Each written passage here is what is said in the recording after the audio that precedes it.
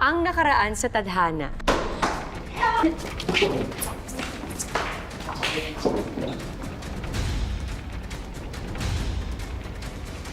Sinisiraan ako ni Carl! Palibhasa kasi, naging magkaibigan na tayong dalawa, kaya nila ako sinisiraan.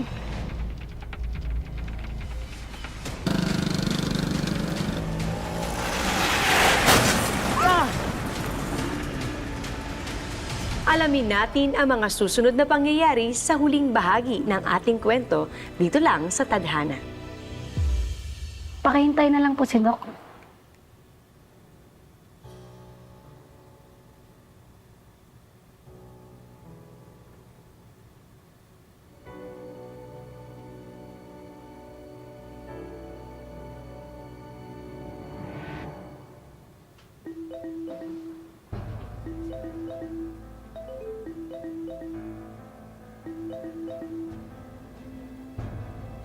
Carl, please lang, tigilan niyo na ako ni Naki. Ayoko kayong makausap. Lucy, nasa ospital kami. Si Nati hindi pa rin nagigising. Carl, kapag niloloko mo lang ako para kausapin ka. Lucy, seryoso ako. Na-aksidente kami ni Nati nung paglabas namin ng campus. Bigla kaming hinagip nung sasakyan. Ano? Teka, nasang ospital kayo? Sa Rodriguez Hospital, yung malapit sa school. O sige, sige. Pupuntahan po kayo ngayon din, ha?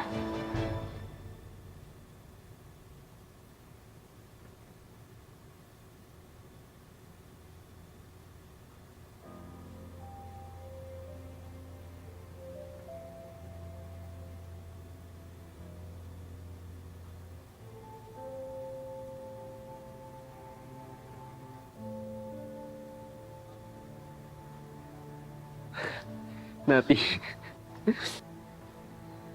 Si Lucy.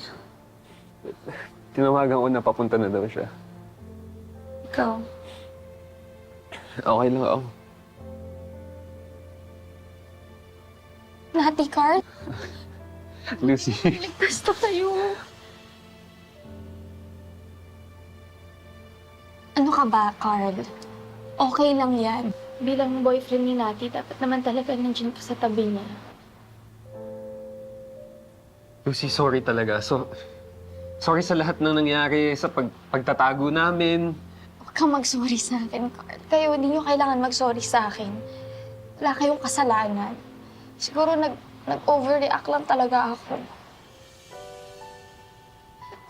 Tama na yan, ha? Magkakaibigan na ulit tayo. Kaya ba? Go! Oo, yung kamay ko. Ay, teka na. Ako naririnig tayo sa kabila. Huwag masyadong maingay. Kaya talaga. Salamat, Lucia. Hindi talaga namin intensyon masaktan ka. Promise. Hindi ko talaga maalala yung mga nangyari sa ChemLab.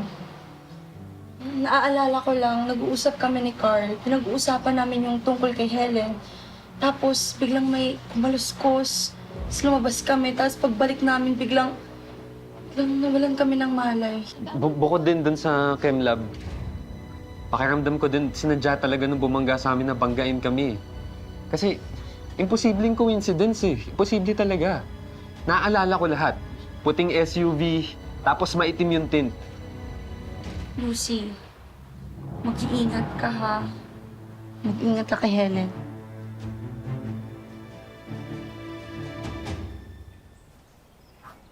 Oh, Lucy, nandito ka lang pala?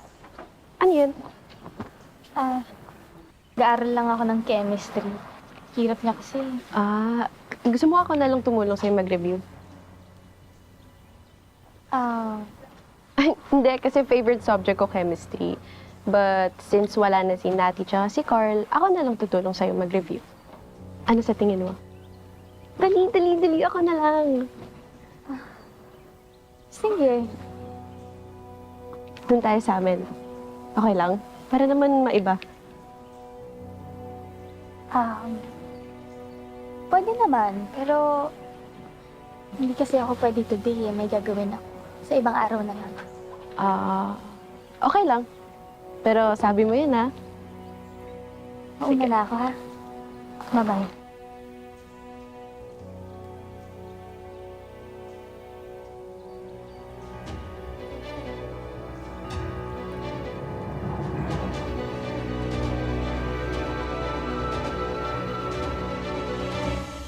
Zen,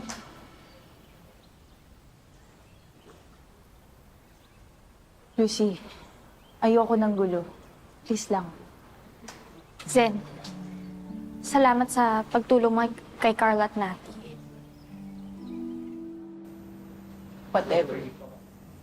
Zen, teka lang. Ano ba talaga nangyari sa'yo nung nahulog ka? Lucy, pwede ba? Sinabi na ayoko ng gulo, di ba? Please, gusto ko lang talagang malinawan. Lucy, layuan mo na ako.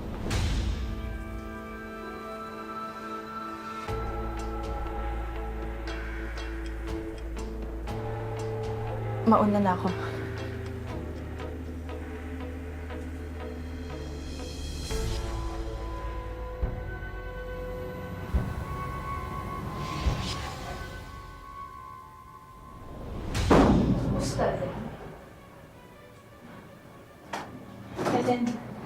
Helen, maniwala ka sa akin. Wala akong sinabi kahit kanino.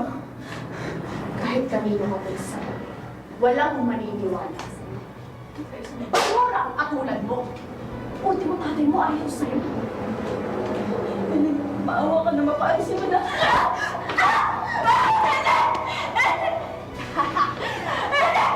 Gusto mo na kailangan mo ginawa ko sa'yo. Parang matuluyan ka na talaga!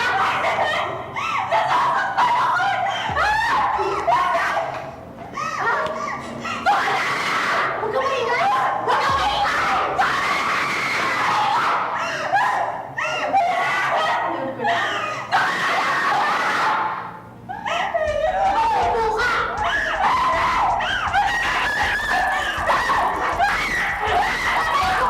Yan! Maganda ka ngayon, Jen!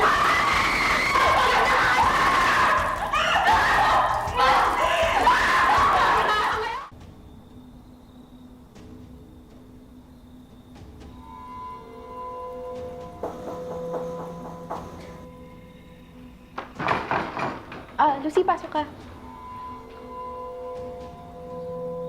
Nahirapan ka bang hanapin yung bahay namin? Hindi naman. Tara.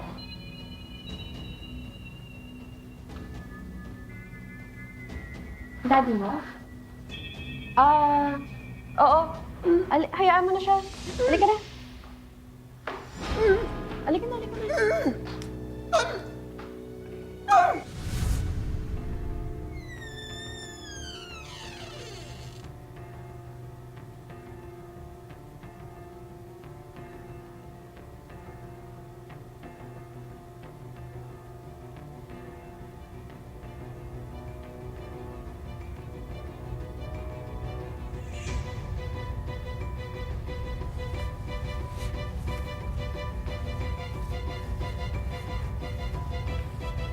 Pwede?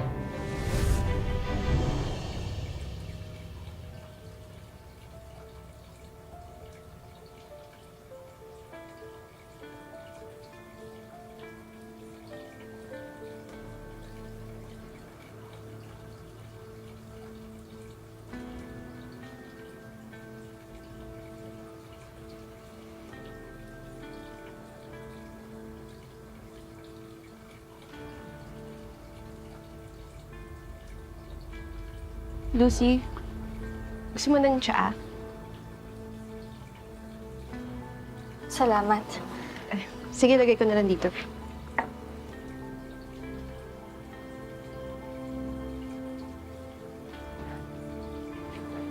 Kayo lang ba ng tatay mo nakatira dito?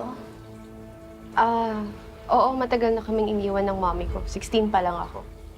Dahil napagod siya sa pananakit ni Daddy. Oh, I'm so sorry. Hindi mo naman kailangan mag-sorry eh. Hindi ako biktima, Lucy.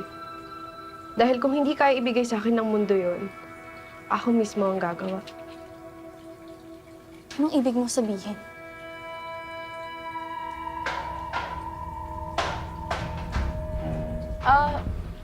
Teka lang baka nagugutom na kasi si Daddy. Balikan kita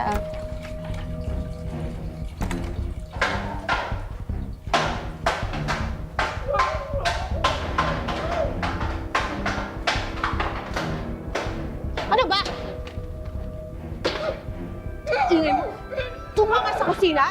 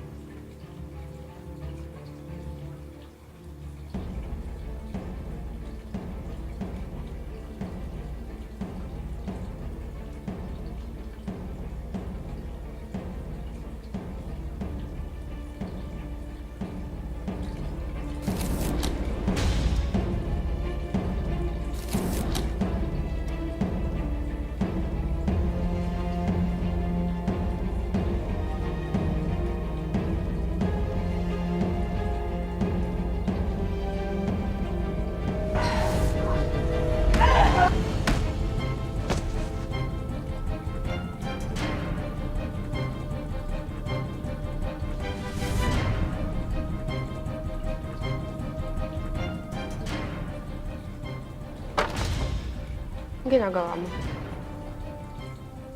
Wala ba nagturo sa'yo na huwag kang makialam ng gamit ng iba? Helen, ano yan? Kakasabi ko lang kanina, di ba? Hindi ako biktima. At ikaw na rin nagsabi. Walang biktima kung hindi ka magpapabiktima.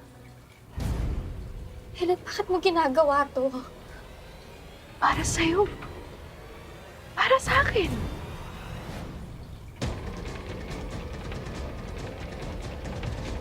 Ano yung pinainom mo sa... Sabi ko naman sa'yo, di ba? Magaling ako sa chemistry.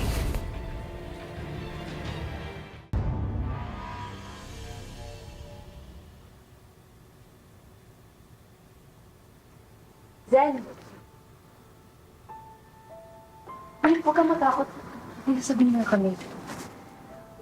May kutob kasi kami ni Carl na yung bumangga sa amin tapos yung tumulak sa'yo sa roof deck. Isang tao lang. Sabihin mo nga sa amin, Zen. Si Helen ba yung tumulak sa'yo? May mga na-discover kasi kami tungkol kay Helen. Kaya sigurado kami na involved siya dito. Ano? Sabihin mo na sa amin yung nalalaman mo.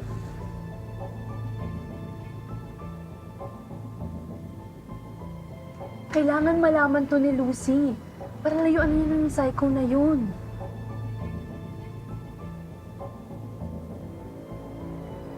Hindi pa pumapasok si Lucy.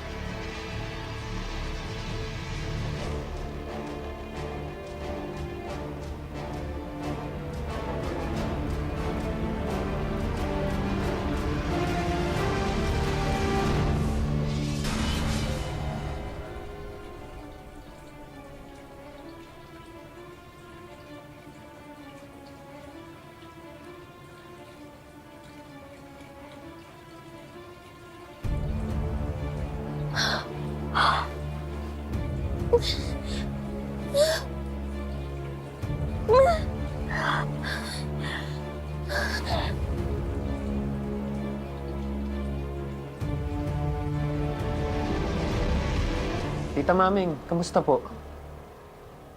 Oh, Nati, kain ko. Tita, sabi niyo po sa phone, hindi pa po umuwi si Lucy? Oo eh. Nag-aalala na nga ako kasi pag uwi ko from night shift kagabi, hindi ko na siya inabutan dito. Kala ko naman nagpunta lang sa school. Pero sabi niyo, di ba wala siya sa klase, kaya kinabahan na ako talaga eh. Asan na kaya siya? Tita Maming, wala po ba siyang sinabi kung saan siya pupunta, anong gagawin niya?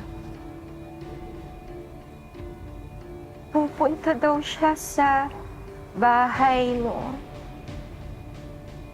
Helen ba yun? Oo. Nagpupunta dito yun eh. Nag-aaral sila pero sabi nila para maiba naman daw. Doon naman sila mag-aaral sa bahay ni Helen.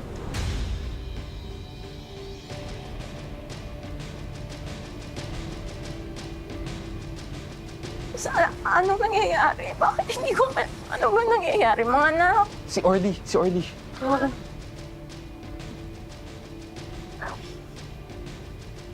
Teka lang po ah.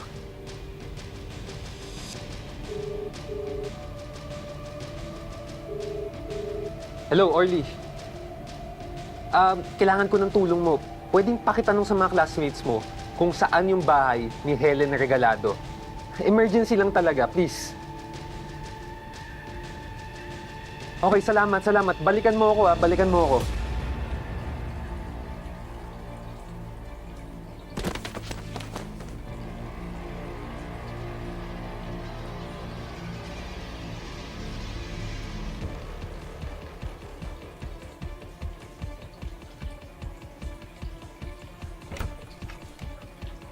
Ang layo na ng narating mo, ah. Alam mo, dapat hiwain ko na lang yung paat at kamay mo para hindi ka kung saan pumupunta.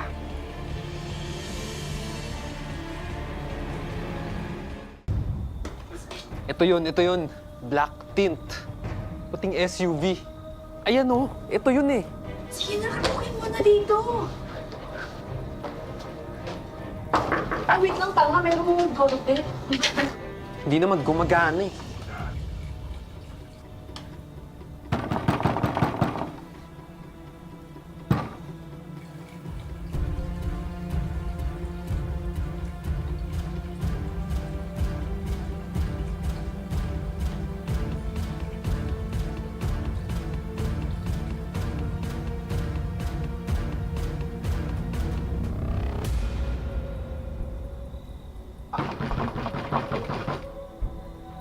Ano ba?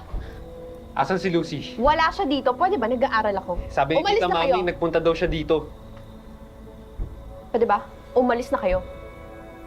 Teka lang, Helen!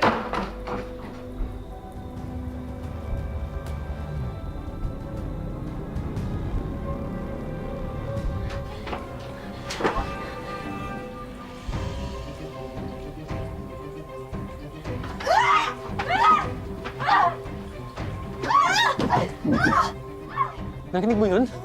Ang lakas! Ano yun? Si Lucy yun!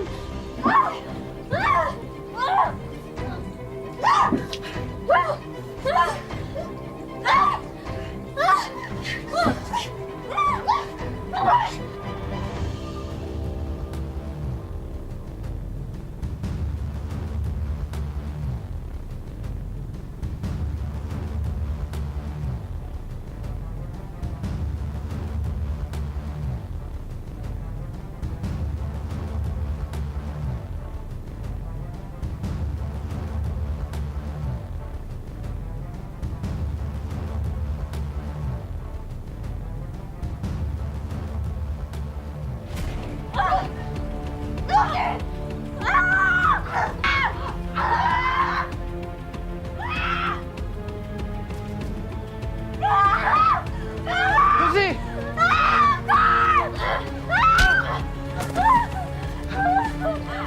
Halika na!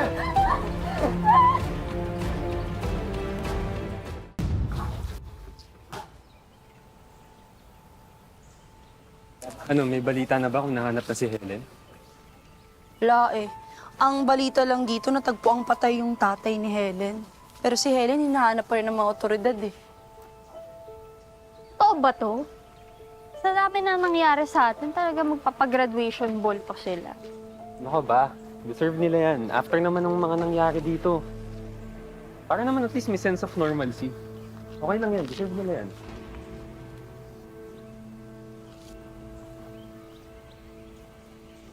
Totoo naman. Sino ba kasi ka-date mo? Wala. Wala naman akong jowa eh.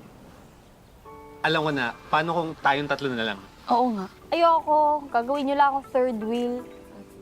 Tsaka kaya ko naman, strong independent ako, no? Ang ganda mo. Thank you. Catriona Gray. Grabe!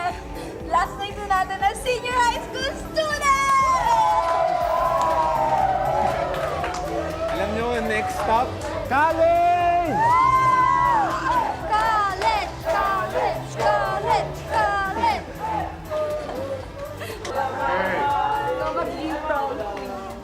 Everyone, it's time for us to announce our graduation king and queen.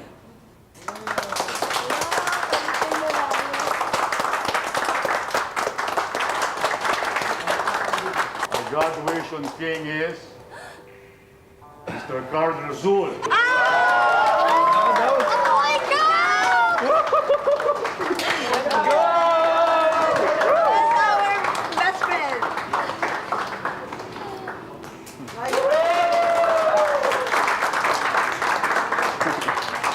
And now for grad queen. Kalain mo nga naman, you can brains. The grad queen is our valedictorian is Lucy Fuentes. I'm so proud of you.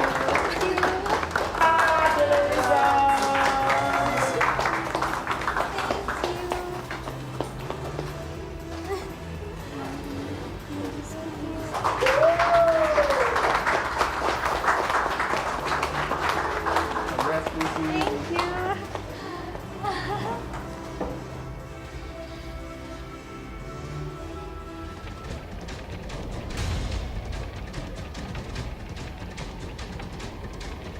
Helen?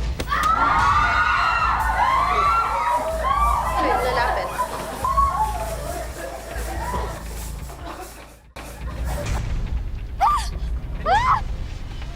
Carl! Carl! Lucy, Carl! Nancy! Carl! Nancy!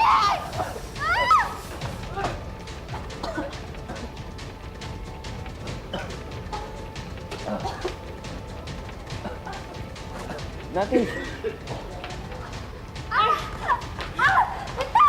Tignan mo yung ginawa mo sa mukha kong hayop ka! I always get my revenge. Hindi ako biktima, hindi ako sumusuko. Ha? Sabay tayo pupunta ng kamatayan, Lucy. Helen, pwede ba itigil mo na yung ginagawa mo? Naniningil lang naman ako ng mga ginawa kong tulong para sa'yo. Hindi ko naman hiniling na tulungan mo ako. Hindi ko rin hiniling na saktan mo si Zen, si Georgina, at saka si Jovet. Helen, hindi ko naman hiniling na manakit ka ng tao. Ganun ako klaseng kaibigan, Lucy. Kaibigan mo ako hanggang kamatayan!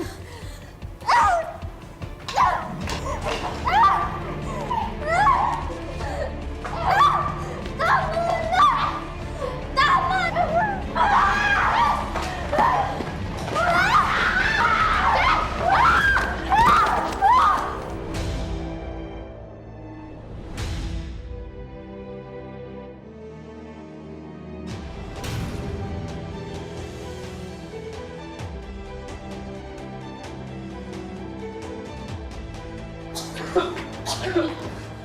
Lucy! Okay ka lang? Si Helen.